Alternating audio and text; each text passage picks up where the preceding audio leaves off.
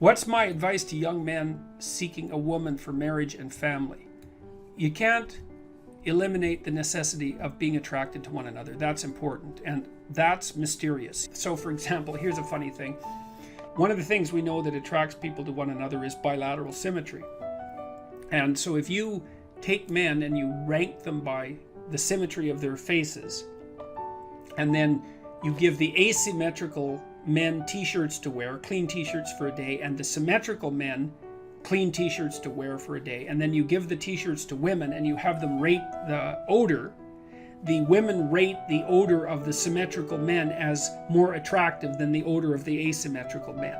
And there are other factors that determine sexual attractiveness that are based on biological factors that are that deeply embedded, in terms of smell, for example. Women also tend to not be sexually attracted to the scent of men who have, if I remember correctly, it's RH factors that would make for potential trouble in childbirth. And often the reason that the women give for not preferring the scent of those men is that they smell too much like their brother, something like that.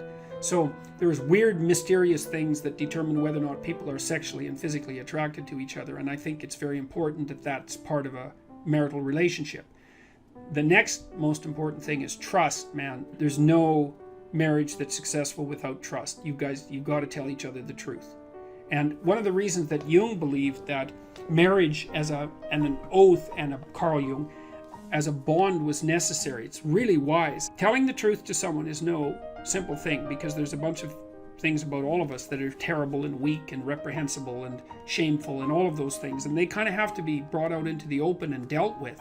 And you're not going to tell the truth about yourself to someone who can run away screaming when you reveal who you are. The marriage bond is something like, okay, here's the deal. I'm going to handcuff myself to you, and you're going to handcuff yourself to me.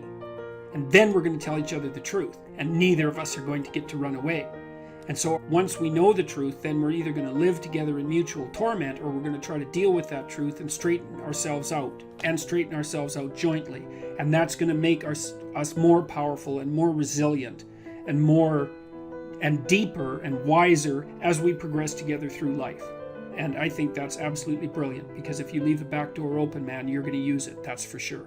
And the oath is there, and this was Jung's commentary on the spiritualization of the human pair bond by Christian marriage, for example, which emphasized the subordination of both members of the marital union to a higher order personality that was embodied in the figure of the Logos. So the idea is that in the Christian marriage, for example, the man isn't the boss and the woman isn't the boss. The boss is the mutual personality composed by the seeking of truth in both of them, and that's conceptualized as their joint subjugation to the Logos. And that is absolutely dead on, man. It's like the ruler of your marital life should be your vow to tell each other the truth. Because like in hard times during your life, when you've done something stupid and idiotic that might take you down, and you don't have anybody that you can turn to, if you have a partner that you can trust, you can go say, hey, I made a big financial mistake, man, and it's really torturing me, and I feel like a complete idiot, and it's really dangerous. And the person there is going to help you figure out what to do about it. And they're going to know that when they make a stupid mistake, and they're bloody well going to, that they can come and talk to you, and that you guys are going to work your way through it. And that's a big deal. And there's a couple of things our culture gets really wrong, and one is it devalues marriage. That's really a very bad idea, because marriage is like a third of your life, and maybe more.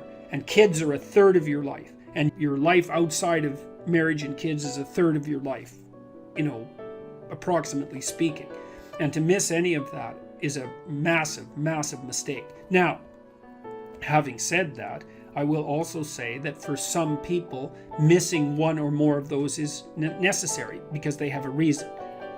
Maybe they're brilliantly creative artists and they need to devote themselves entirely to their career, or they're outstanding in some way, and so they can justify the sacrifice of one part of that triad of being to another part. But generally speaking, it's a very dangerous thing. It shouldn't be done.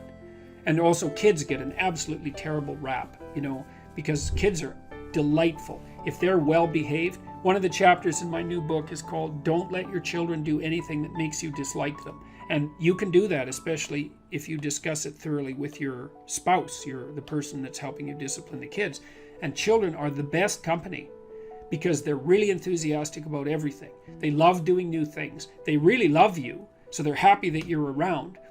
All you have to do is make sure they're not too hot and they're not too cold and they've had something to eat and they're not too tired, and you don't expect them to stay engaged in something for longer than they can manage. Because we used to take our kids when they were little out to restaurants, for example, and they could sit there no problem and behave really nicely when they were 2 and 3, but they couldn't do it for more than about 45 minutes. You can't push your luck. But I also noticed with little kids is that they got antsy and unreasonable about 5 to 10 minutes before the adults did too. It's just the adults were too stupid to notice. The kids would notice right away.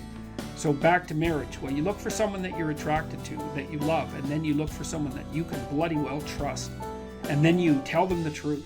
And that way maybe you can get through life and you can have someone to weave the rope of your being with and together to make your joint rope stronger, and you can have some continuity in your narrative, and you can have children, and then you can have grandchildren, and like you can have a life, man. And there's nothing. You're so fortunate if you can manage that. So what's my advice to young men seeking a woman for marriage and family? Marry someone you think would be a good mother and that has enough sense, generally speaking, to know that she wants children. Now, some women don't want children, and fair enough.